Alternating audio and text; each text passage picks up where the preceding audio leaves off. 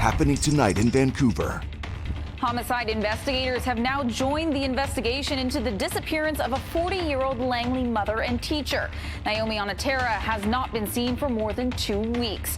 Her disappearance sparking community-wide concern. Let's put it this way. We had to push for 6 months to get something as simple as a mask mandate last year. BC teachers think following Ontario's lead with a vaccination mandate just isn't going to happen here. Toronto today giving school staff until November. It's costing 3-4 times more to transport anything, including food right now in Canada. Putting dinner on the table is taking a bigger bite out of your wallet. Why you're paying more for everyday basics. A shooting here at the Fairmont Pacific Rim in downtown Vancouver. Police have this parkade blocked off right behind me. VPD confirms it took place in the parking lot of the hotel, which is in Cole Harbour, right across from the Vancouver Convention Centre. There are several police cars on scene, including the Forensic Identification Unit. There is no word yet on injuries, but police say they hope to release more information soon. In downtown Vancouver, Crystal Ladaris, City News. Members of the Integrated Homicide Investigation Team have joined the investigation into the disappearance of a Langley mother and teacher. Investigators are looking at the home of Naomi Onatera as a starting place, but warn that is not an indication of criminality involving anyone living there. The 40-year-old kindergarten teacher and mom of an 18-month-old daughter was last seen near her home on August 28th, more than 2 weeks ago, and the RCMP have confirmed she left without her car. Her disappearance has sparked community-wide concern. Right now we're assisting with the search of the property, and this is the outside. From where it goes after that, it depends on what we find. We are still searching for additional witnesses, CCTV video. There was a previous call for the public for assistance and asking if anyone had seen Naomi Onatera's vehicle before, and that still is what we're looking for as well. Anyone with information is asked to contact the iHit information line at 1-877-551-4448. A BC man convicted of killing 6 members of the same family while they were on a camping trip nearly 40 years ago has been denied parole once again. In 1982, David Shearing, who now goes by David Ennis, shot and killed George and Edith Bentley at a campsite in Wellsgrey Provincial Park near Kamloops.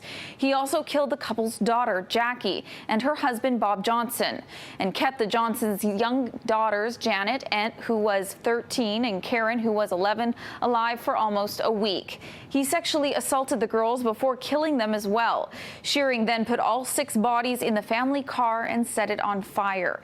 He was sentenced to life in prison with no chance at parole for 25 years. The parole board says he still has deviant sexual fantasies and isn't ready for release. They can be held accountable by elected representatives in the House of Commons. Canadians appear to have a major like for minority governments. We find out why and if it's about to become the norm. On the heels of Ontario's biggest school district laying out their mandatory vaccination policy for staff, BC teachers say they wouldn't oppose that happening here if the province made the move. It's not our role to do that. That is the employer's role. That is government's role. That is the role of public health in discerning where those mandates need to lie. And she says even if teachers were asking for a mandate now, doesn't think it would have any impact. Let's put it this way. We had to push for 6 months to get something as simple as a mask mandate last year. So I do not think that the Provincial Health Office is susceptible to pressure from unions, or perhaps anyone, I'm not sure. The provincial health officer reiterating again this past Monday her stance that mandates work when proportionate to the greatest risk, and she says that is in healthcare, not in schools. We have other things that are in place to mitigate spread of COVID-19. We prioritized all of the staff in school settings to get immunized. In BC's largest school district, Surrey, that's the region hardest hit by COVID-19 exposures this past school year. The superintendent would support a vaccine mandate, but doesn't think it will come to that because of the vaccination passport requirements. I think the pressure's there, and I'm sure we'll see the vaccine numbers climb, and then we'll see what the pandemic does. If the pandemic does lead to a mandate, the union would need more details first. In order for any justification of any mandate, we're going to have to see the data. And so the reluctance of the provincial health office or local health authorities or the provincial government to share data is highly problematic. School exposure notifications are not made public now like they were last school year, a frustration to many staff and parents. In Ontario, the school board's required to set the staff vaccination mandate for their district. Toronto's the first, with a November 1st deadline. For City News in Victoria, I'm News 1130's Lisa Yuzda. BC is reporting 7 more deaths from COVID-19 in the last 24 hours and 661 new cases. 288 people are in hospital. That's the same number as yesterday. Of those patients, 137 are in the ICU. In the last 2 weeks, people not fully vaccinated accounted for more than 87% of hospitalizations. 86% of eligible people 12 and up in BC now have their first vaccine dose, while nearly 77% are fully vaccinated. Chicken is up 10.6% since January. That's a lot. If you think you've been paying a lot more lately for everything from meat to gas to even that flour you're keeping in your kitchen cupboard, you're not imagining things. The inflation rate went up a little more than 4% in August, the highest it's been since 2003. Beef is up 12%. Pork is up between 4 and 5%. If you like veggies, you may be seeing an up to 20% increase in the price of tomatoes. Transportation, logistics, and energy costs combined with COVID are mainly to blame. It's costing 3-4 times more to transport anything, including food right now in Canada. While some businesses can limit their hours or automate their practices, you can't do that for grocery stores, which rely heavily on people. There were a couple of unions who receive huge pay hikes in recent months over the summer, 26 to 30% over 3 years. So it's great for them, great for employees across the food supply chain, but at some point, consumers will have to pay for those increases. It's not enough to simply cut things from your budget. Marnie Goldenberg is with Family Services of Greater Vancouver. They continue to see people reaching out to find financial room for food and other basic needs. The way we hear people think that they're no good at budgeting, but really that's often not the case. Many of us have a number of good budgeting skills. It's that we don't have enough money. Some things that may have been considered wants before are also starting to turn into needs. There was a long time where I thought, well, if you have a smartphone, you must have disposable income. But it's a basic, think about how people are accessing, their vaccine passport if they don't have a smartphone. I pretty much Uber Eats all the time now, really. I feel it more easier than it was prior before. Basically, once you live on your by yourself, you buy all these groceries, they go bad. You know what I mean? There's no time to cook. No difference really in how much you're paying? Not that I've noticed, to be honest. We can see the difference in different supermarkets, but in the same supermarket, not really. As for some immediate suggestions when it comes to financial food savings, make your Enjoy Tonight rebates your best friend. That's the one thing that you want to look for. There are daily discounts all over the place, and we're talking 25 to 50% off. In Vancouver, Ria Renouf, City News. There are only 5 sleeps left until election night, but the federal party leaders aren't getting much rest as they crisscross the country trying to sway undecided voters. But a campaign event that was held last night is still making headlines today. Liberal leader Justin Trudeau held an indoor rally in Brampton, Ontario on Tuesday, and it's quite clear from the video that physical distancing wasn't being enforced the whole time. Brampton has been one of the country's largest hotspots for COVID-19 cases throughout the pandemic, and Conservative leader Erin O'Toole was quick to attack Trudeau during a stop in the Saguenay region of Quebec. Justin Trudeau held an event in a packed room in contempt of common sense and social distancing guidelines. That's Justin Trudeau, the man who lectures you about the rules he isn't willing to follow himself. As I said, always looking out for number one. Trudeau is defending the event today, claiming it followed all public health capacity guidelines. The Liberal leader was also quick to attack O'Toole's economic and environment policies. People know here in Atlantic Canada and across the country that you don't have a plan for the economy, you don't have a plan for the environment. With Trudeau and O'Toole locked in a tight race atop the polls, Trudeau told supporters in Halifax today that a vote for the Liberals was the only way to stop O'Toole Conservatives. But that comment isn't sitting well with NDP leader Jagmeet Singh. The Liberals are going to say, oh, you got to be worried about the Conservatives coming in and you got to make this decision. But I want to put to people, there is a cost to voting for Liberals. There is a rigged economy that has been designed to make it harder and harder for people to get ahead. Singh did face some scrutiny during a series of campaign stops in Ontario today.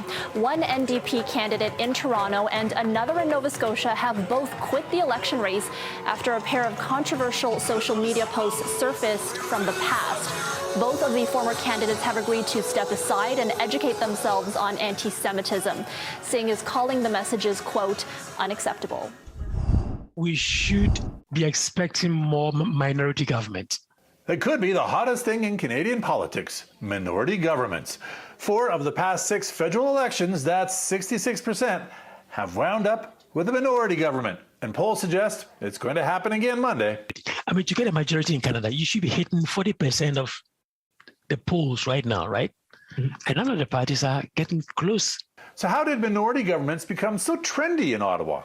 Experts point to a larger number of parties, as well as simple geography in Canada. Chrétien defeat of the Conservatives in 1993, he swept across the country, right? Mm-hmm. It's difficult to do that now. So the Bloc Québécois gets way more seats than the Green Party, even though the Green Party historically has gotten a higher percentage of the vote. Since 2004, there have been 4 federal minority governments. There were none in the previous 25 years. On the other hand, there were 4 between 1962 and 1974. So is this latest trend a blip or the end of majority governments in Canada? Because there are so many alternatives, and because the party positions change in such a way as to try to woo more voters, I think we are going to see more minority governments than historically we have. While minority governments are hampered from making sweeping change, polls suggest Canadians actually like them. There has to be much more give and take. There's a process of negotiations between the parties to be able to cobble together a policy. What about something akin to what we saw in 2009 when Stéphane Dion nearly became the head of a coalition government with the NDP and Bloc before then Prime Minister Stephen Harper prorogued Parliament? Canada has not had experience with coalition governments historically. He managed to sort of paint it as something that was somehow illegitimate. The average minority government in Canada lasts around 2 years. Joe Clark's PC government in 1979 and 1980 had the shortest run of less than a year at 273 days before they were ousted by Justin Trudeau's father, Pierre Trudeau, and his Liberal majority.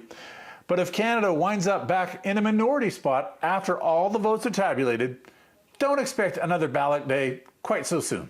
None of the parties wants a new election. The Canadians don't want a new election. The parties can't afford to run another election. Scott Frolick, City News, Edmonton. The last time that I saw her face to face was when she was 11. A reunion more than 20 years in the making. What a gay Syrian man hopes his sister can see at an event helping LGBTQ refugees like him. A tragic end to a hiking trip in Manning Park.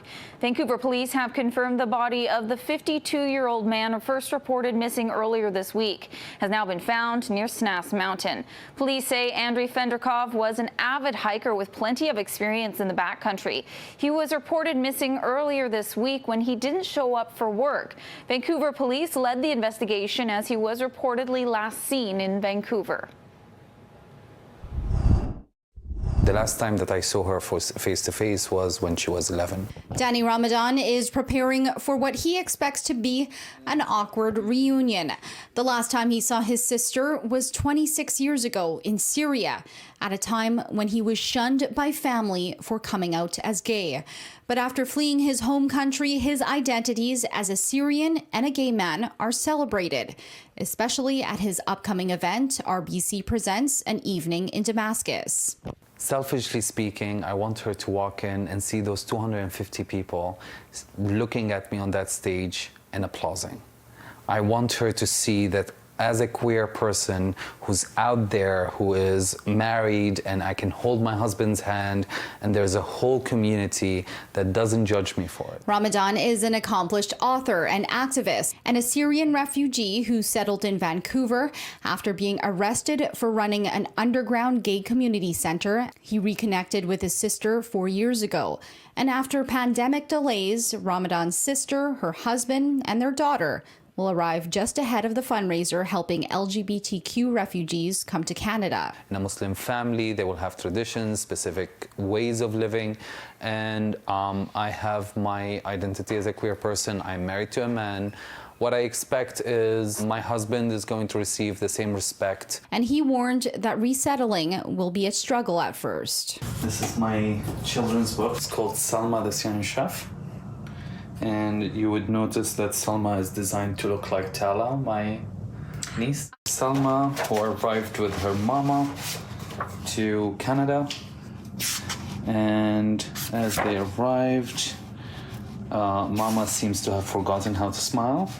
Ramadan says his relationship with his sister seems genuine and authentic, and he hopes they can begin a new chapter in their lives. She ends up deciding to cook a Syrian meal for her mother. She gets help from all the different refugees at the Welcome Center. Even the gay refugees help Salma. If you notice, this guy looks a bit like me. I'm not going to fight to change the opinions of somebody who is indoctrinated and grew up in that culture. What I can ask for is respect and a bit of understanding. It's the next generation that is going to grow up with us not looking like the monsters that we're designed to be back in the Middle East. CityNews Vancouver and News 1130 are sponsoring the event on October 1st at Terminal City Club. She makes the meal for her mother right here. Everybody else joins the family in a happy, happy family gathering. In Vancouver, Crystal Ladaris, City News.